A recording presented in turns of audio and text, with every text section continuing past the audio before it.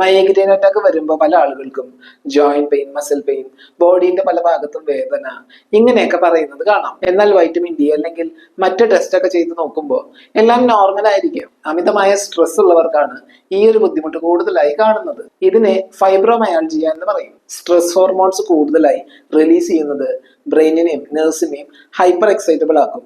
Pain receptors കൂടുതൽ responsive ആവും. So scalp, കഴുത്ത്, ഷോൾഡർ, മുഖം ഈ ഭാഗത്തെ പെയിൻ റിസപ്റ്റേഴ്സ് കൂടുതൽ ആക്റ്റീവ് ആവുന്നത് കൊണ്ട് തലവേദന ഉണ്ടാവും. ഇനി മൈഗ്രെയിൻ അറ്റാക്ക് ഉണ്ടാവുമ്പോൾ നെർവ്സ് കൂടുതൽ സെൻസിറ്റീവ് ആവും. സോ ഫൈബ്രോമയാൾജിയ ഉള്ളവർക്ക് ശരീരത്തിന്റെ പല ഭാഗത്തും ഈ ടൈമിൽ വേദന ഫീൽ ചെയ്യും. കണ്ടിന്യൂസ് ആയ ജോലി, ശരിയായി ഉറങ്ങുന്നില്ല, പ്രോപ്പറായ റെസ്റ്റ് ഇല്ല, ഇങ്ങനെയൊക്കെ ഉണ്ടെങ്കിൽ ഫൈബ്രോമയാൾജിയയും മൈഗ്രെയിനും ഒരുമിച്ച് ഡെവലപ്പ് ചെയ്യാം. ചില ആളുകൾക്ക് പാരമ്പര്യമായി ഇത്തരം ബുദ്ധിമുട്ടുകൾ ഉണ്ടാകും. അതുപോലെ അവർക്കുള്ള അസുഖങ്ങൾ, അവർ കഴിക്കുന്ന മെഡിസിൻസ്, ഇതിന്റെയൊക്കെ ആഫ്റ്റർ എഫക്റ്റ് ആയി ഇത്തരം ബുദ്ധിമുട്ടുകൾ ഡെവലപ്പ് ചെയ്യാൻ ചാൻസ് ഉണ്ട്. പല ആളുകളും ഇങ്ങനെ വരുമ്പോൾ വേദന കുറയാൻ പെയിൻ കില്ലർ അമിതമായി യൂസ് ചെയ്യുന്നത് കാണാറുണ്ട്. എന്നാൽ ഇത് ഒരു പ്രോപ്പർ സൊല്യൂഷൻ അല്ല. കറക്റ്റായി ഡയഗ്നോസ് ചെയ്ത് അതിനാവശ്യമായ ചികിത്സ ചെയ്യുകയാണ് ഇവിടെ വേണ്ടത്.